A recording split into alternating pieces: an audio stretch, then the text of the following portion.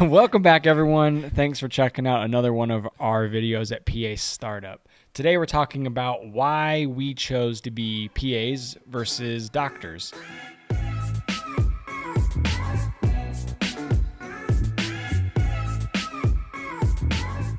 It's a question I think most PAs get, why don't you just go to med school? Why aren't you just a doctor? And everyone has their own answers, but we're going to touch on why we chose it. It's getting less and less that people are mistaking PAs for doctors. When I started, a lot of people would say, like, you're going to go all the way and be a full doctor someday? And I was like, nope, that's not the profession I chose. Yeah.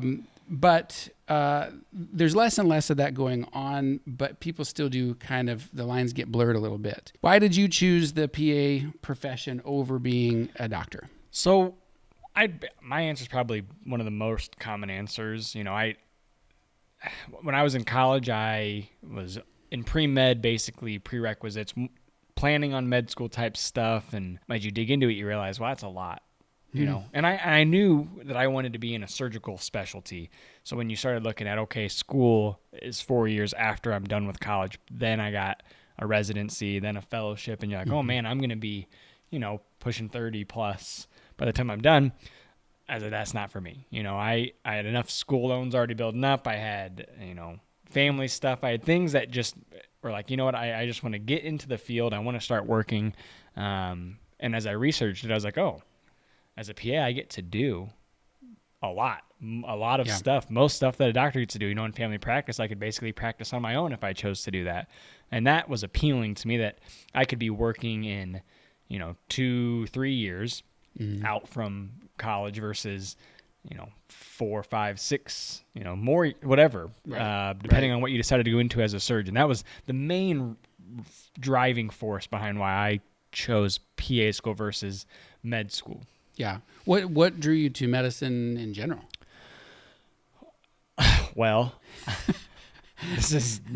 when I was in college, I started in business school, and quickly realized that the ADD was hardcore. And so you picked medicine. Smart. And sitting at a desk and things like that. Not that all business is this way, but in my mind, I remember thinking, I was like, I can't do that. Yeah. I cannot sit at a desk. And I was also paying for school at the same time. And I was like, well, if I'm going to pay for this myself, what am I going to get the most out of? And what do I suck at? And that was science.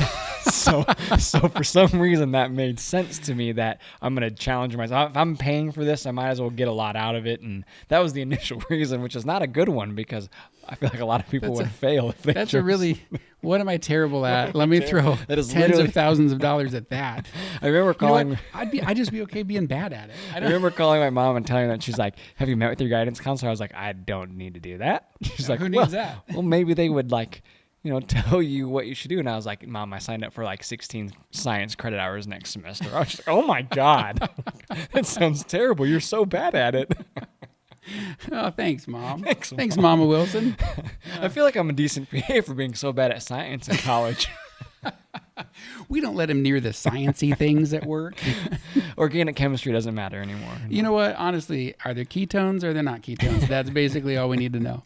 Okay, Chris, so enough about me, since I feel like we're just judging me now. We are. Why did you choose PA over MD initially? Yeah. So the short version is I grew up in a family of medical people. So my father was a doctor. He is now retired. My brother is a doctor who is not retired, and my mom was a med tech. So I grew up hearing conversations at the dinner table about, my dad was on the phone with people, and I always was impressed at the depth of his knowledge, but the job was not what I wanted. I mean, it was different back then. He would have to go admit people to the hospital at 8 o'clock at night. Now there's hospitalists that do that. So it was a different feel back then, but I always liked what he knew. But everybody asked me, you're going to be a doctor like your dad? And I was like, no, I'm not going to. No way.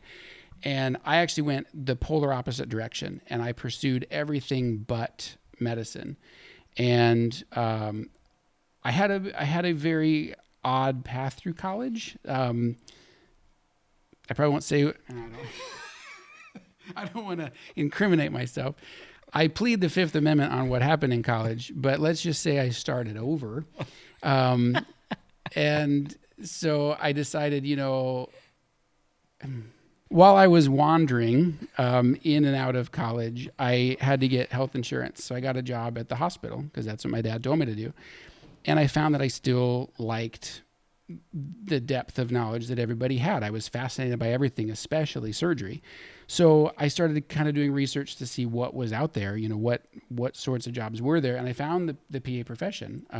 I was working in a lab and I was thinking about going to PA school. And another phlebotomist said, well, my husband is a PA for the heart surgeons. And I said, I didn't know heart surgeons had a PA. And she said, yeah, you want to shadow him? And like 3 days later, I'm in the OR watching a mitral valve replacement. And I was like, this is incredible. So I did the research, and just like Garner, I didn't want to be, at that point, I didn't want to go back and start over with prerequisites and med school and residency and fellowship to become a surgeon, because my new baby was going to be like 14 years old when I graduated. And I was like, or when I finished training. So the PA profession was, 3 years at the school I went to.